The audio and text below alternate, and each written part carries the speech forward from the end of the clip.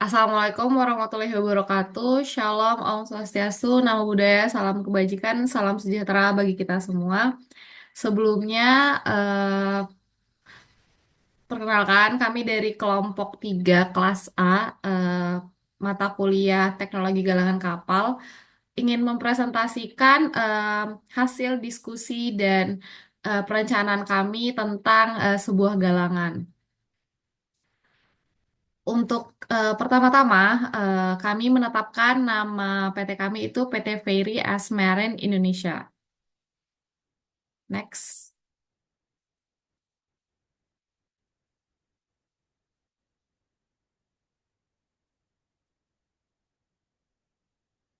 Oke. Selanjutnya, kita akan memperkenalkan anggota dari kelompok kita. Yang pertama, saya sendiri, Farahania Mumpuni dengan NIM akhir 013.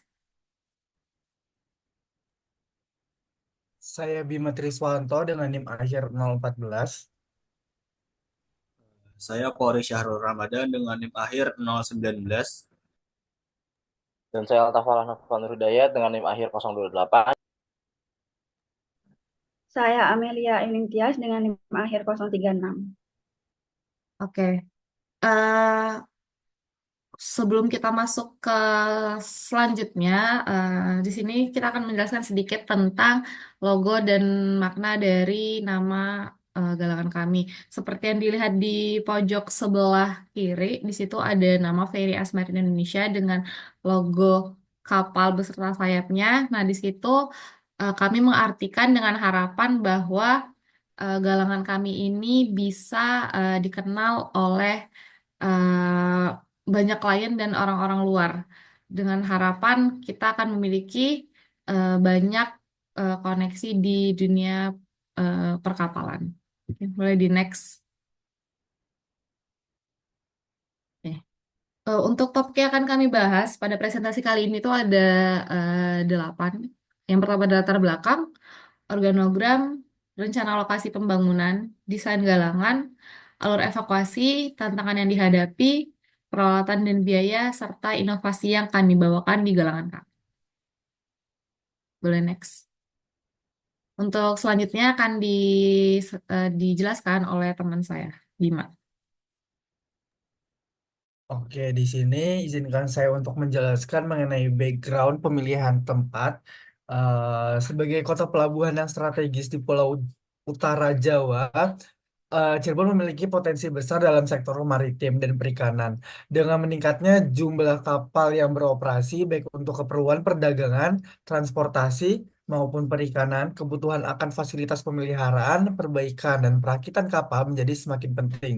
Selain itu, keberadaan galangan di Cirebon dapat dapat mendukung pertumbuhan industri lokal dan membuka peluang lapangan kerja bagi masyarakat sekitar, terutama di sektor teknik, permesinan, dan logistik. Di sisi lain, perkembangan sektor pariwisata bahari di Cirebon juga memberikan peluang baru untuk kapal wisata dan kapal pesiar kecil yang memerlukan fasilitas perawatan yang memadai. Dengan adanya galangan kapal, diharapkan tidak hanya meningkatkan infrastruktur maritim, tapi juga memperkuat posisi Cirebon sebagai salah satu pusat kegiatan ekonomi maritim yang signifikan di Indonesia. Mungkin bisa di next slide. Untuk selanjutnya ada organogram kami yang bisa dijelaskan oleh teman saya. Baik, untuk organogram kami bisa dilihat pada PPT. Sebenarnya organogram kami sendiri kami adopsi dari PT PAL. Akan tetapi kami modifikasi sesuai dengan kebutuhan dari galangan kami itu sendiri. Seperti itu. Mungkin bisa dilanjut.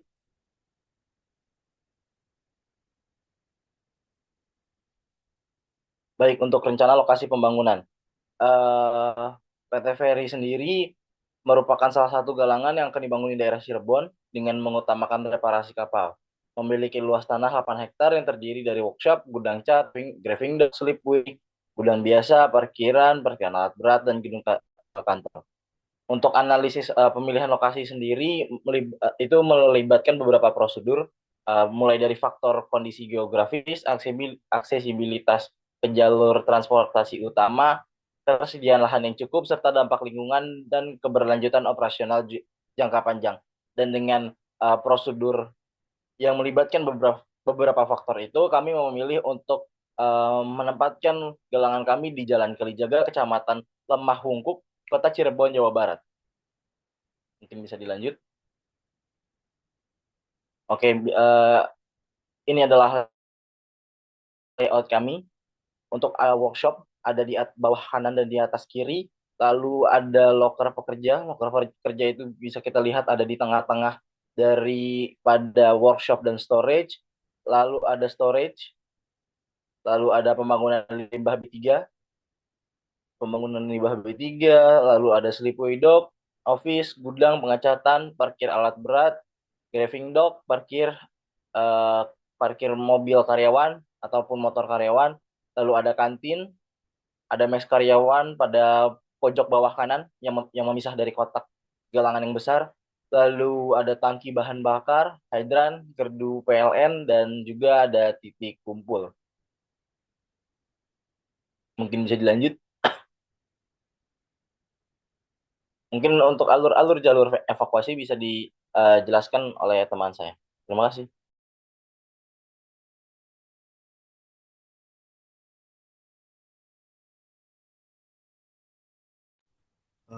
Baik, ya, yaitu selanjutnya alur jalur evakuasi. Untuk yang tertera di PPT yaitu setiap pembagian antara sleepaway dock dan driving dock itu memiliki jalur evakuasi masing-masing yang terletak yang lebih dekat dari doka tersebut. Itu terlampir di PPT tersebut, bisa dilihat.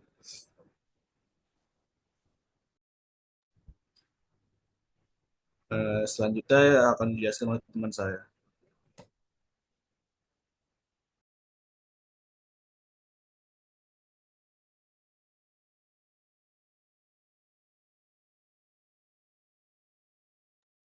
Oke, di mes karyawan sendiri itu kita memiliki 3 lantai. Dengan lantai pertama itu parkiran mes buat parkiran kendaraan karyawan.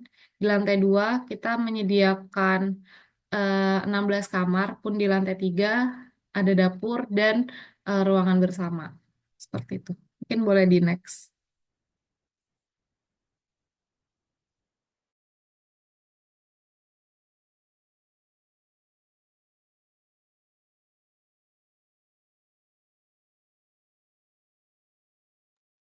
Oke, dalam sebuah perusahaan pasti ada tantangan yang harus dihadapi. Nah, dari hasil survei dan analisis kami, hambatan yang akan mungkin kami lewati itu yang pertama adalah kesepakatan time schedule mengenai seberapa lama satu proyek akan dilaksanakan. Karena itu akan bisa maju ataupun bisa mundur, bisa telat ataupun bisa selesai lebih cepat ataupun tepat waktu. Terus ada SDM yang bekerja yaitu kurang kompeten.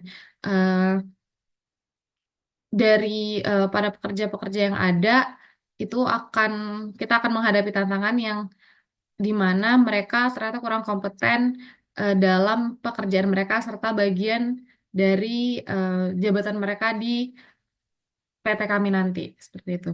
Untuk selanjutnya boleh dilanjut oleh teman saya Amel.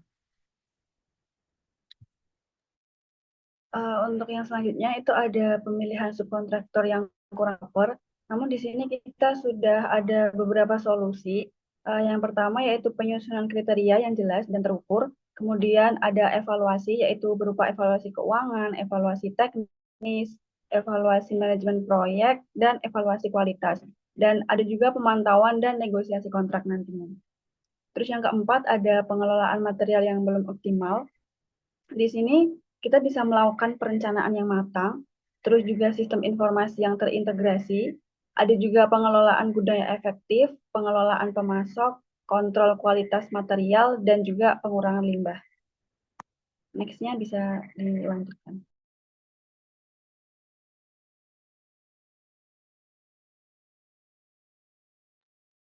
Oke, untuk selanjutnya yaitu ada peralatan yang nantinya akan ada di galangan kami. Yang pertama yaitu RTG Crane, kita ada 2 unit, itu dengan harga 300 juta per unit. Kemudian ada Louving Tower Crane, kita pakai 1 unit, itu dengan harga 2,5 M. Selanjutnya ada Crawler Crane, kita pakai 2 unit, untuk harganya ada 2 miliar per unit. Next. Selanjutnya ada forklift, kita pakai 2 unit, dengan harga per unitnya itu 150 juta. Selanjutnya ada man lift, kita pakai 2 unit, 1 unitnya seharga 50 juta. Dan ada juga mesin bending, kita pakai 1 unit dengan harga 1 M. Izin melanjutkan untuk peralatan selanjutnya yang kita butuhkan dan kita sediakan di galangan kita itu yang pertama ada mesin CNC, ada 1 unit dengan harga per unitnya yaitu 500 juta. Selanjutnya mesin bubut 1 unit dengan harga per unitnya itu 20 juta. Terus selanjutnya ada mesin bor, kita butuh 1 unit dengan harga per unitnya itu 20 juta juga. Dan terakhir itu ada hydrant pump, ada 1 unit dengan harga 20 juta per unitnya.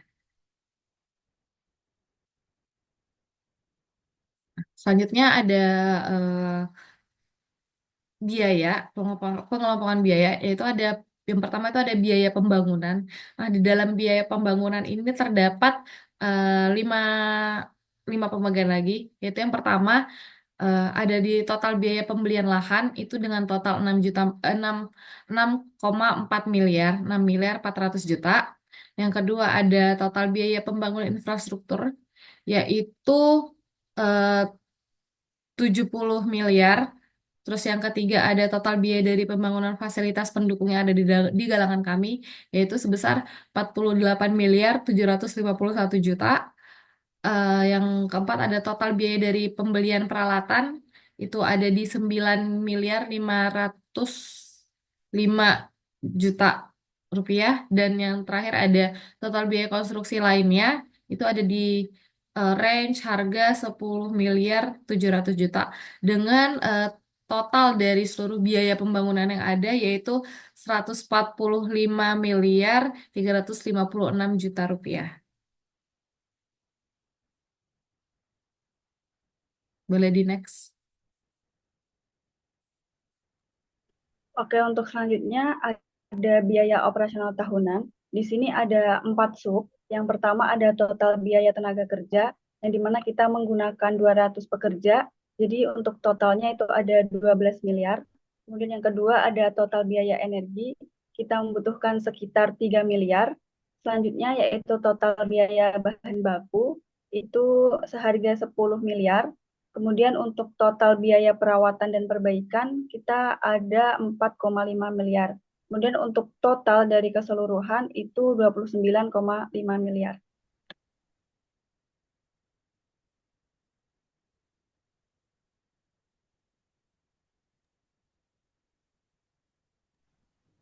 Baik, untuk selanjutnya yaitu inovasi dari PT Meris Marine Indonesia.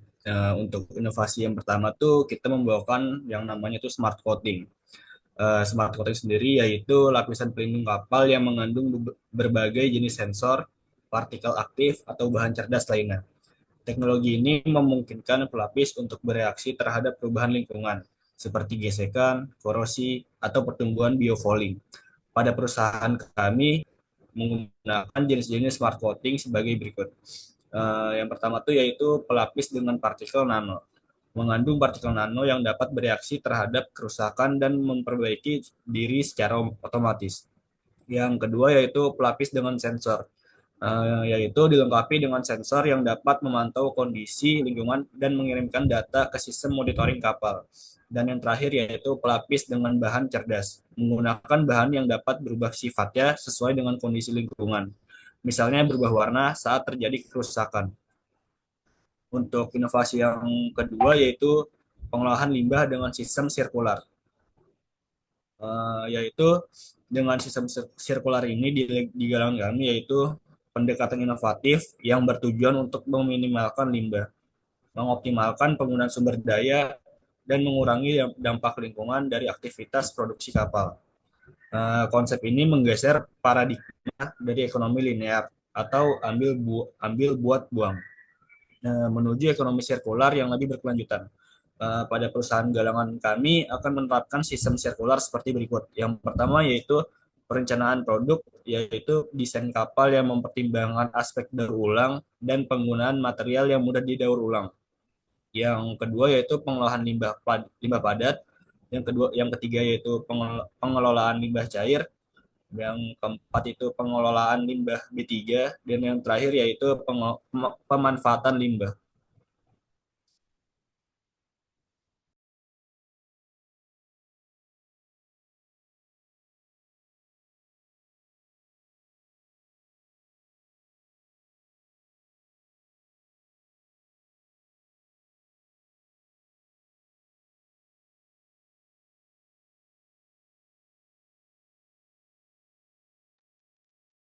Oke, untuk selanjutnya kesimpulan boleh dijelaskan oleh Bima.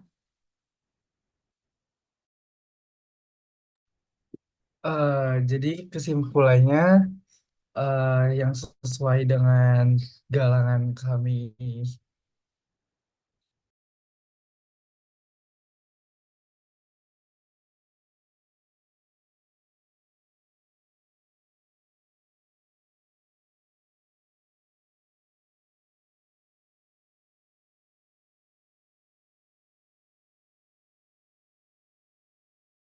Baik, mungkin saya gantikan tentang penjelasan tentang kesimpulan. Untuk kesimpulan pada presentasi kali yaitu galangan kapal merupakan sebuah tempat yang dibuat khusus dan dilengkapi berbagai fasilitas untuk mendukung proses pembuatan, perbaikan, dan perawatan kapal.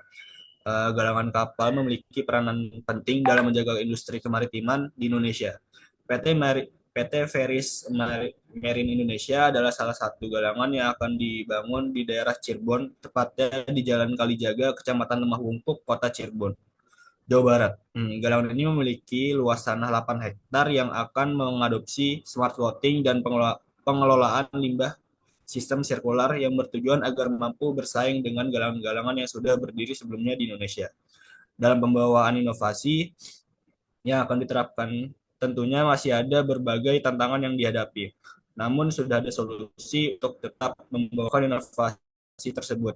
Pada galangan yang menggunakan dua sarana pokok, yaitu slipway dan driving dock. Selain itu, galangan PT Ferries Marine Indonesia juga akan dilengkapi dengan peralatan dan fasilitas yang maksimal dan hasil pengerjaan yang optimal. Biaya yang dikeluarkan dalam pembuatan galangan ini berkisar 174 miliar 856 juta. Baiklah, sekian pemaparan dari hasil diskusi dan perencanaan galangan kelompok kami. Kurang lebihnya mohon maaf. Saya tutup. Mewakili teman-teman. Assalamualaikum warahmatullahi wabarakatuh.